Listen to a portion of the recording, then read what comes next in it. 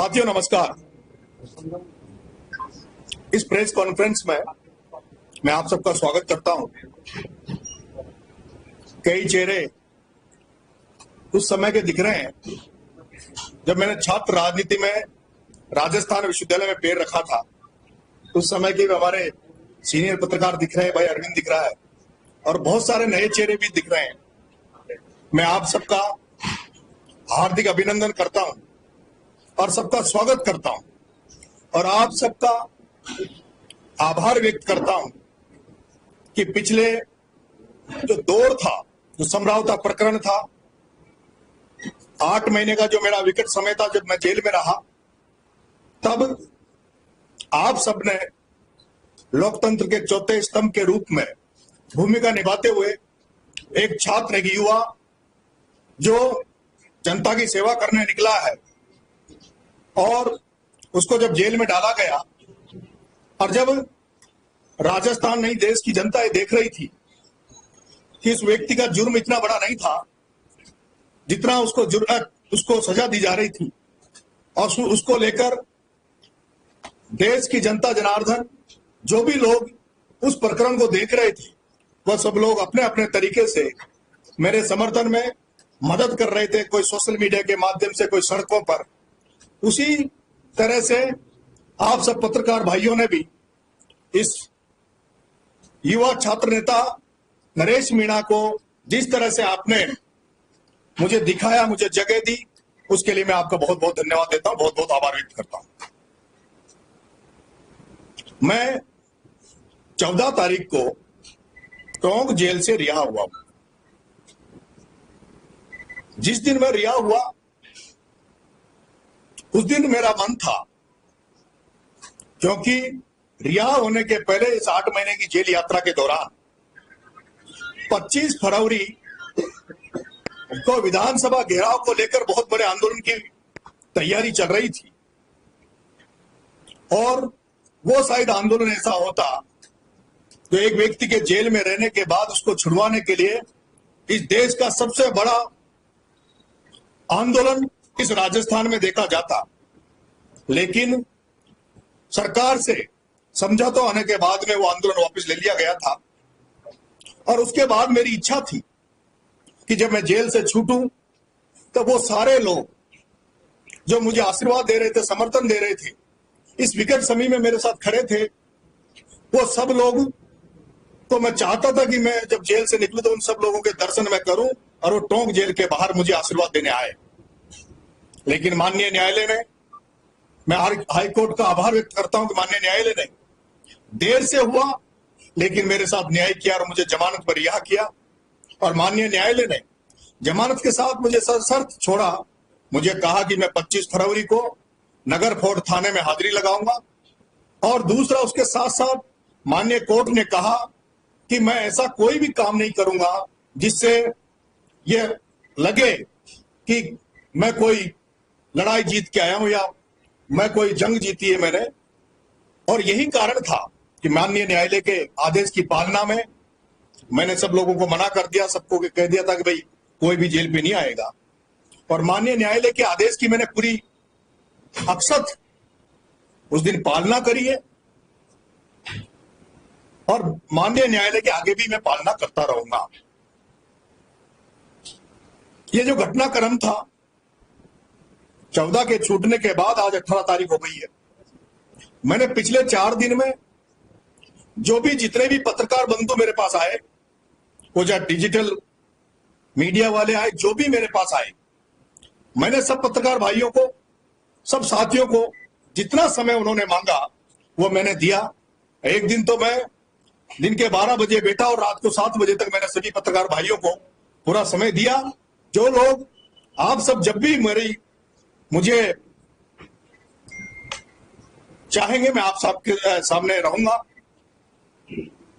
और ये उम्मीद करता हूं कि आगे भी आप सबका आशीर्वाद, जो मेरी सोच है, जो मेरा विचार है, जिस मार्ग पे मैं अगर आगे जा रहा हूं, अगर आपको लगता है कि वो मेरा मार्ग ठीक है, जिस रास्ते को मैं चुनने जा रहा हूं वो अगर रास्ता ठीक है तो आप मुझे पूरा आशीर्वाद देना। और अगर कहीं मैं गलत हूं तो मुझे आप सबको ये छूट देता हूं कि आप मेरे को जिस तरह से भी आलोचना करें, उसके लिए भी मैं आपको आमंत्रित करता हूं। लेकिन मीडिया में भी मैं नाम नहीं लूंगा, पर कुछ लोग ऐसे थे, एक चैनल की वजह से मैं चुनाव हार गया था, नहीं तो मैं चुनाव जीत जाता। उनको उस तरह से नहीं करना चाहिए था। मैं एक टीवी चैनल, नेशनल चैनल को भी देख रहा था और मैंने सुना और मैं देख रहा था कि वो जिस तरह से उन्होंने यूट्यूब पे कभी वीडियो डाला था कुछ देर पहले, वो न्यूज इस तरह से बनाई गई थी कि वो चाहते हैं कि मैं फिर से जेल चला जाऊं। जो अभी एक आरपीएस अधिकारी के लिए मैंने जो बोला था, उसको उन्होंने जिस तरह से पेश किया, वो चाहते हैं कि शायद वापस से मेरे साथ ऐसा कुछ हो और मैं जेल चला जाऊं। मैं ऐसी अपेक्षा आप लोगों से नहीं करूंगा।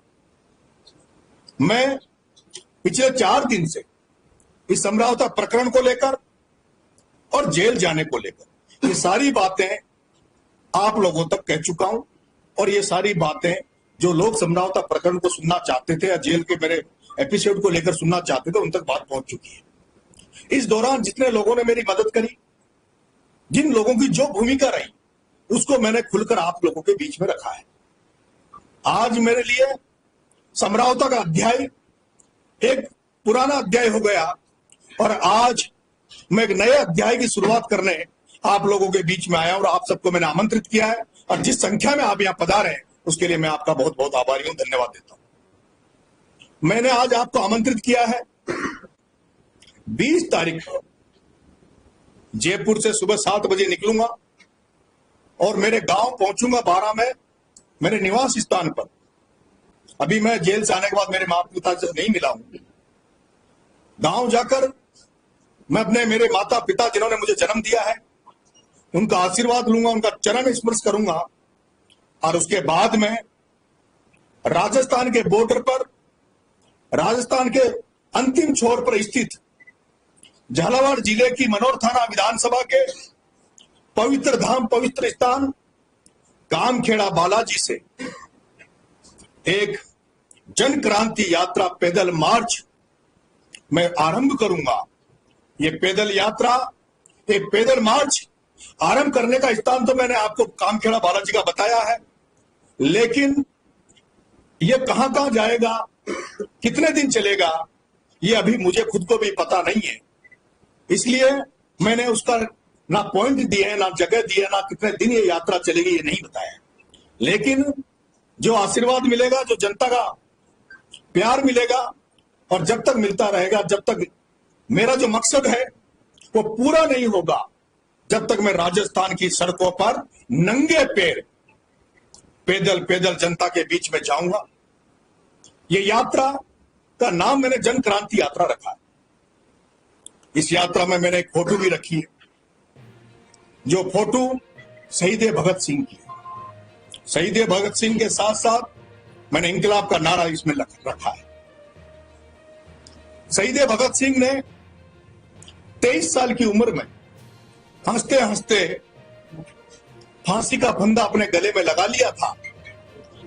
वो भगत सिंह अगर ये सोचता कि मेरे फांसी के फंदे पर चढ़ जाने के बाद, मेरी कुर्बानी देने के बाद, अगर ये भारत, अगर जो आज की स्थिति में ऐसा होगा, तो मुझे नहीं लगता आज भगत सिंह जी पछता रहे होंगे, दुख हो रहा होगा कि मैंने ऐसे भारत का सपना नहीं देखा था जिसके लिए मैंने कुर्बानी दी थी। भगत सिंह ने सोचा था, भगत सिंह ने विचार था, भगत सिंह की सोच थी। और मैं इस क्रांति यात्रा के माध्यम से पूरे राजस्थान में युवाओं में, देश के युवाओं में, जो लोग भगत सिंह को आदर्श मानते हैं, उनको मैं ये संदेश देना चाहूंगा, ये कहना चाहूंगा कि आज की तारीख में, आज के युग में वापिस से भगत सिंह को जिंदा करने की जरूरत है। भगत सिंह के सोच को, भगत सिंह के विचारों को एक एक युवा, एक एक छात्र तक पहुंचाने की हमें जरूरत है। ये जन क्रांति यात्रा उसी तरफ आगे बढ़ेगी। हम चाहते हैं कि गांव गांव, घर घर में भगत सिंह पहुंचे, भगत सिंह की सोच पहुंचे, भगत सिंह का विचार पहुंचे, उसको लेकर ये यात्रा मैं कर रहा हूं। भगत सिंह का सपना था भारत धर्म निरपेक्ष बने, समाजवादी व्यवस्था हो, सभी का सामाजिक और आर्थिक सबको न्याय मिले, सभी समाजों को एक जैसा देखा जाए। भगत सिंह ये भी चाहते थे कि राजनीति और धर्म अलग अलग रहे। भगत सिंह राजनीति को और धार्मिकता को एक साथ नहीं देखना चाहते थे। आज जरूरत है इस क्रांति की कि जिस तरह से पंजाब बर्बाद हुआ, आज उसी तरह से राजस्थान भी नशाखोरी के और नशा का जो शौक है उसमें बर्बाद हो रहा है। हम शहरों में भी देख रहे हैं और गांव में भी मैं देख रहा हूं। जिस इलाके से मैं आता हूं वहां अफीम की खेती होती है और वहां चित्तौड़ में अफीम की खेती होती है। आज से मैं 20 साल पहले देखता था कि हमारे यहाँ ये इसका स्मैक का नशे का चलन हुआ। उन घरों को मैंने देखा, उन परिवारों को मैंने देखा जो लोग इस नशा के जंजाल में फंस गए। वो लोग जो बच्चे, जो युवा साथी जो नशा करने लग गए, वो खुद बर्बाद नहीं हुए, खुद मृत सैया पे नहीं गए, बल्कि उनके परिवार भी नष्ट हो गए। उनके गांव जहां वो रहते हैं उनके आसपास का क्षेत्र भी नष्ट हो गया।